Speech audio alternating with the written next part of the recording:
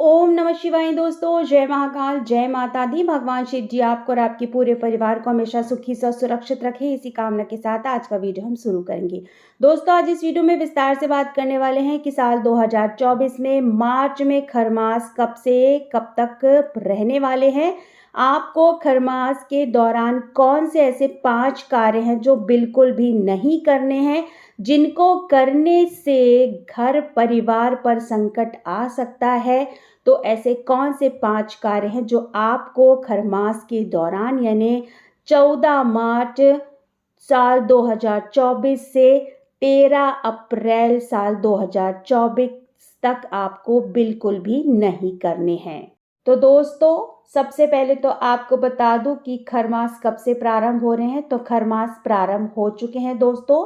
साल 2024 में 14 मार्च से खरमास प्रारंभ हो रहे हैं और ये खरमास 13 अप्रैल साल 2024 को समाप्त होने वाले हैं। चलिए, आपको अब ऐसे 5 कार्य हैं जो खरमास के दौरान बिल्कुल भी नहीं करने हैं, उसका विस्तार पूर्वक आपको जानकारी दे देते हैं। तो पहला कार्य जो आपको बिल्कुल भी नहीं करना है, किसी भी प्रकार का कोई मांगलिक कार्य बिल्कुल भी खरमास के दौरान नहीं करना है। शादी, ब्याह, सगाई, मुंडन, गृह प्रवेश, जनेऊ संस्कार, ऐसे मांगलिक कार्य बिल्कुल भी नहीं करने हैं। बेटी या बेटे की शादी की बात भी आपको खरमास के दौरान नहीं करनी है।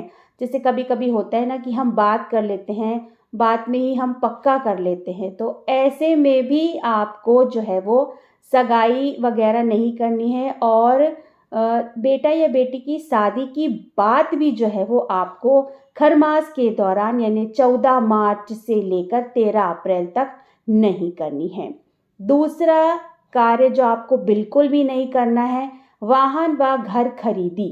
खरमास के दौरान किसी भी शुभ कार्य को नहीं किया जाता है, क्योंकि ये बिल्कुल भी मतलब शुभ माना ही नहीं जाता है। इसलिए वाहन भी नहीं खरीदना है, घर खरीदी भी नहीं करना है। वाहन और घर खरीदी के लिए किसी भी प्रकार का कोई एडवांस बुकिंग भी नहीं करनी है और पैसे भी हमें जमा नहीं करने हैं। इस बात का आपको विशेष ध्यान रखना है। तीसरी चीज, हम किसी शुभ कार्य के लिए, शादी ब्याह के लिए जैसे सोना चांदी वगैरह खरीदना चाहते हैं, तो खरमास के दौरान सोना चांदी की खरीदी भी नहीं करनी है।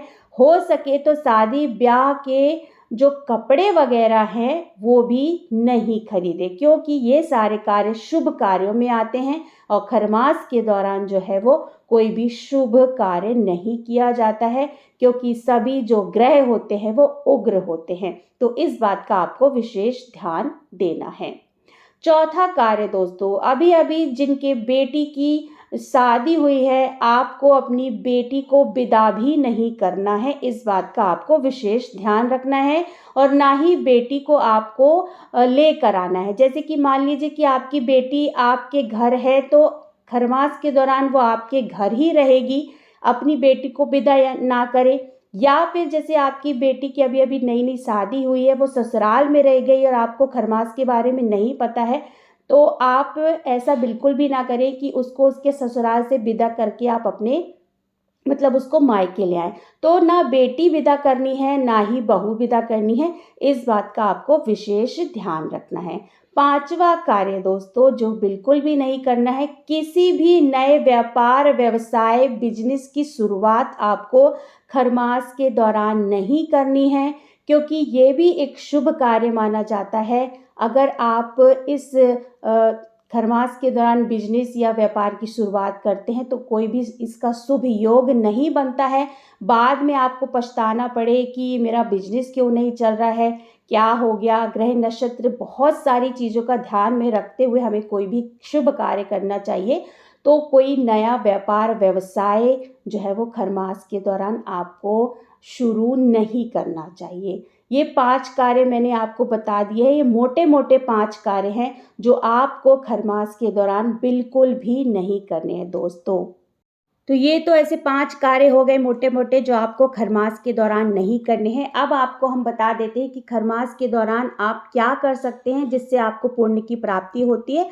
भगवान प्रसन्न होकर आप पर और आपके पूरे परिवार पर कृपा दृष्टि बनाए रखते हैं। तो पहला कार्य है कि अक्षय पुण्य प्राप्त करने के लिए आप खरमास के महीने में मंत्रों का जाप करें, पूजा पाठ आदि करते रहें। ये सभी शुभ कार्य करने से आपको लाभ होगा, आपके परिवार में सुख समृद्धि आएगी। दूसरी चीज़ दोस्तों, दूसरा कार्य आप क्या कर सकते हैं, बहुत अच्छे से पूजा पाठ करें। आप हर दिन सूर्य देवता की पूजा उपासना जरूर करें, उन्हें जल से अर्घ्य दें और सूर्य मंत्र का जाप अवश्य करें। तीसरी कार्य आपको क्या करनी है, भगवान श्री कृष्ण, भगवान श्री हरि विष्णु जी की पूजा करें। आपकी परेशानी, कष्ट, दुख दर्द कम हो सकेंगे और आपकी इच्छाओं की पूर्ति होगी। दोस्तों साथ ही साथ आपको तुलसी जी की बहुत सेवा करनी है। तुलसी जी में आपको रोज जल अवश्य चढ़ाना है, लेकिन आपको खरमास के दौरान पूरे 1 महीने तुलसी जी को स्पर्श नहीं करना है। चौथा कार्य आप खरमास के दौरान क्या कर सकते हैं, चूंकि इस समय बृहस्पति ग्रह का भी प्रभाव कम होता है, ऐसे में इनकी भी पूजा करें, मंत्रों को जपें। इससे आपके सभी कार्य जो है वो सफल होंगे और आप अपने भविष्य में जो है वो सभी कार्य पूरे अच्छी तरह से कर पाएंगे। पांचवी चीज दोस्तों, तुलसी जी की पूजा करनी चाहिए और हर दिन शाम को तुलसी जी के पास में आपको दीपक भी अवश्य जलाना है। इससे घर में सुख समृद्धि, सुख शांति बनी रहती है। तो साल 2024 के मार्च माह के खरमास की संपूर्ण जानकारी आपको दे दी है दोस्तों। आशा करती हूँ आपको वीडियो पसंद आया होगा। वीडियो पसंद आया तो दोस्तों वीडियो को लाइक कर दीजिएगा और अपने ही चैनल को जरूर से सब्सक्राइब कर दीजिएगा। बहुत जल्द मिलते हैं एक नई वीडियो के साथ, तब तक के लिए ओम नमः शिवाय, जय महाकाल, जय माता दी। धन्यवाद दोस्तों।